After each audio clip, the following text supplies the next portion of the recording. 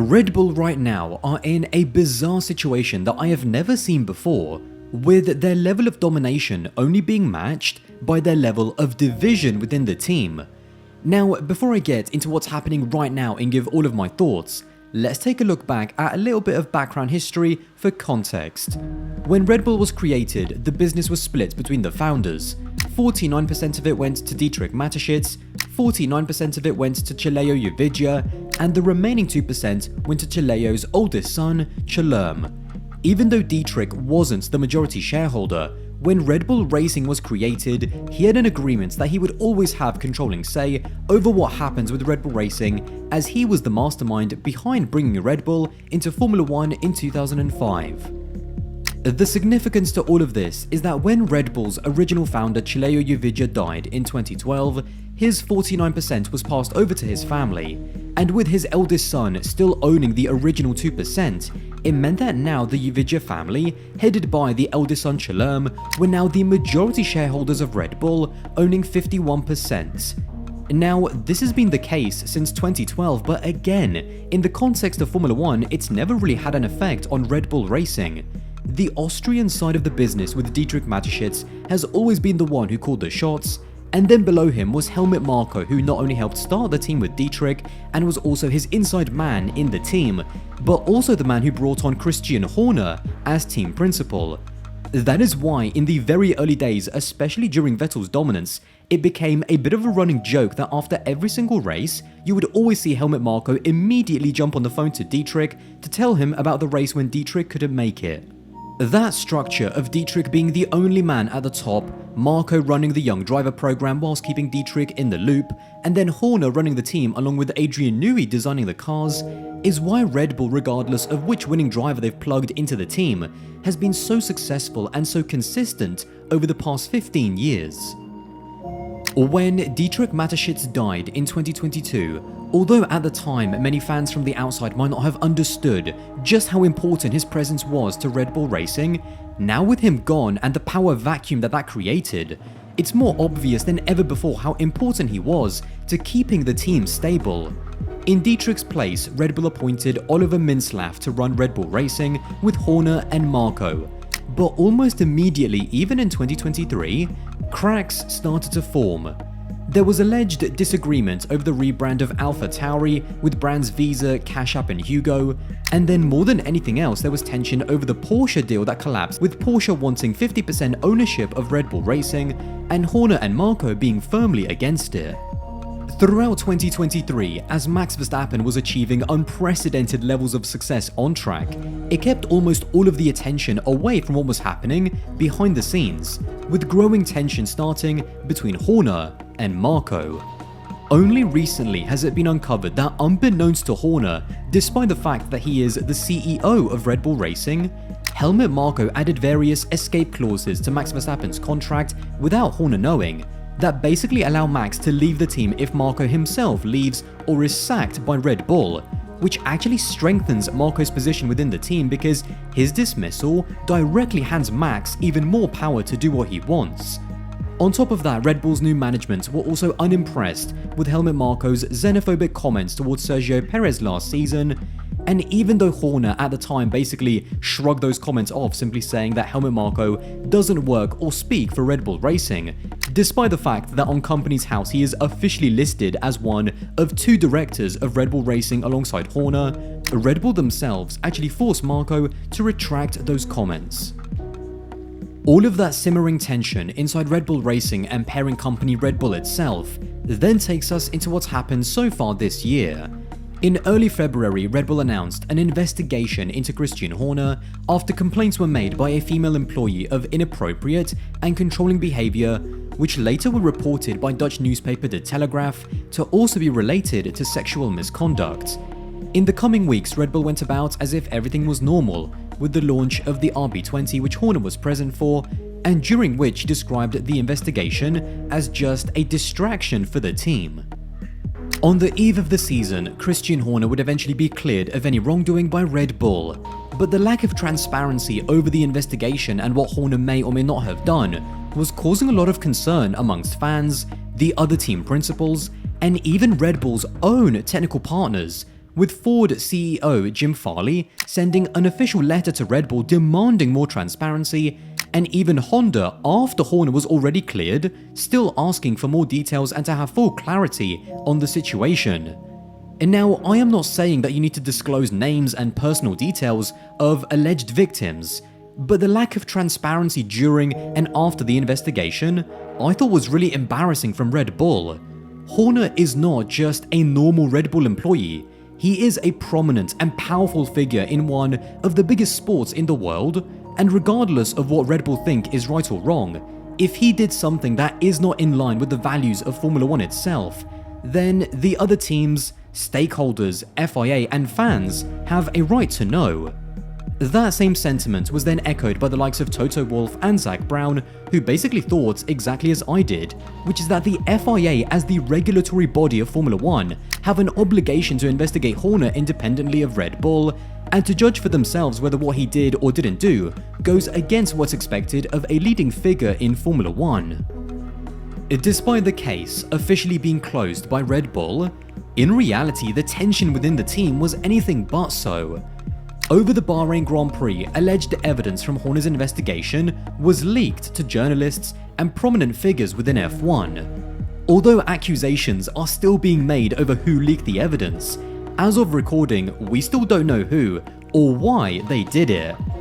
In Bahrain, Horner decided to put on a bit of a show, publicly coming into the paddock with his wife Jerry Horner in show of defiance to all of the press, but more importantly, he made a point to show that he has the full confidence and backing of the time majority owners of Red Bull on his side, as he was seen all Sunday with the 51% owner Shalom Yuvidya. This whole situation was a very carefully orchestrated power play by Horner. However, after Bahrain, the chaos within the team was finally put out in the open by Max's dad, Jos Verstappen, when in an interview he said, "There is tension here while he remains in position. The team is in danger of being torn apart. It can't go on the way it is. It will explode. He is playing the victim when he is the one causing the problems." Jos, then ahead of the Saudi Arabian Grand Prix, then doubled down on his comments, saying, "I've already said I think it is causing problems if he stays. I think it's too late for Christian to say, 'Leave me alone,' but he has the full support of the Thai owner, so I think he will stay for the rest of the season." This was the first real admission of division within the team. Even though Jos is not a Red Bull employee, unlike other fathers of drivers within the F1 paddock, he is still part of Max's management team. So whilst it would be wrong to say that he outright speaks for Max, what he says does hold weight in terms of what the Verstappen camp thinks. The story then continued to take yet another turn in Jeddah, where not only was it announced that Horner's accuser was suspended following the investigation, but that helmet Marko was also being investigated by Red Bull for allegedly leaking information from the investigation. Although whether it had anything to do with the leak released during Bahrain wasn't clear. After a meeting with Oliver Mintzlaff, Marko was quickly cleared of any wrongdoing, but this whole situation gave us definitive insight on where Max Verstappen stands within the team. During Horner's investigation, Max basically just played the company line, choosing mostly not to comment on the investigation, and even after Horner was cleared, he never at any point explicitly showed full support for Horner. However, during Jeddah, in light of Marko's investigation, he drew a very clear line in the sand. When asked about what impact would Marko leaving Red Bull have on his future, Max didn't give the same PR answer as he did with Horner, and said exactly what he thought. "I have a lot of respect for Helmut and what we have achieved together. It goes very far. My loyalty to him is very big. Also, I've always expressed this to everyone within the team, everyone high up, that he's an important part in my decision making all the time in the future, as well within the team. It's very important that we keep the key people together, because I feel like if such an important pillar falls away, that's also what I've said to the team, that it's not good for my situation as well. For me, Helmut has to stay for sure. You know, he's built up this team together with Dietrich from day one, and he's always been very loyal to the team, to everyone within the team, to make sure that everyone would keep their positions already from back in the day. And I think it's also very important, of course, that you give the man a lot of respect for what he has done and that comes back also to loyalty and integrity. So yeah, for sure, it's important that he stays part of the team, also for me. In response to Max's comments threatening to quit, Horner, almost calling Verstappen's bluff, then said to multiple media members that nobody is bigger than the team. It was after these comments that rumours of Max going to Mercedes then started to circulate, to which Oliver Mintzlaff reiterated that Max isn't going anywhere. But after Jos's comments in Bahrain, and then Max flat out basically saying, if Marko goes, then I go, it's very clear that there are two separate incidents happening here, with one being a civil war inside Red Bull Racing and Red Bull itself, and the other being Horner's investigation, which is also being used to put pressure on him after the fact. The one man who has actually managed to stay out of all of the controversy is also the man who is more important than anyone else at Red Bull right now, and that is Adrian Newey. It's difficult to know where exactly his allegiances lie, but over the Saudi weekend it did seem like his relationship with Horner is still relatively strong. Although, for the man who has designed more championship-winning cars than anyone else, and is also partly responsible for the most dominant cars in Formula 1 history that Max is driving right now, you can't help but wonder if all of this turmoil is making him question his future at the team. Essentially, from all of this, you've got two sides. On one side, you've got Christian Horner, who has chosen to align himself with the majority Thai owners and also still seems to have the relative support of Adrian Newey. And then on the other, you have the Austrian side of the business who, push comes to shove, will no doubt align with Max Verstappen, who himself is clearly aligned with Helmut Marko. And now, how any of this gets sorted or what more is actually going on behind the scenes that we don't know about is a total mystery. My feeling right now is that if anyone is going to go, it's probably going to be Horner, because it just feels like the balance of power is going against him. And now, it's difficult to comment on boardroom politics that we're just not privy to. And to be honest, I really wish this wasn't the biggest story in Formula 1 right now. Along with the investigation of race tampering by the FIA president, none of this is making Formula 1 look like a fair, inclusive, transparent, and entertaining sport to the outside world. When it comes to the on-track repercussions, and when you consider that Red Bull have reached a level of dominance that we've never seen before, easily winning every single race 1-2, it seems startling that Max Verstappen is even thinking about calling Horner's bluff and putting his future on the line by aligning with Marko.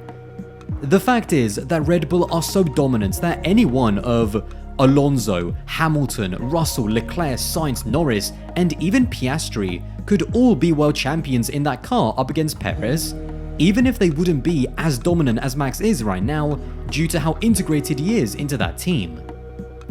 The fact that Red Bull are at risk of potentially pushing out a driver as good as Max Verstappen during the most dominant period we have ever seen for a team in terms of performance, reliability, and gap to the competition pretty much sums up how bizarre this whole situation is. But it also shows you how, in the wake of Dietrich's death, which created a power vacuum within Red Bull, it created an environment where greedy individuals with motives that we don't even know about have let themselves become corrupted with power. I don't think that this situation and the toxicity which is now blatantly running through the team's management can remain at Red Bull Racing the way it is. Somehow, the 51% Thai and 49% Austrian owners are going to have to find a way to compromise, which I think is going to have to come at the cost of someone's future at Red Bull. Well, there you have it. If you did enjoy this video and want to support the channel, then don't forget to subscribe. That would be massively appreciated, and I'll see you in the next one.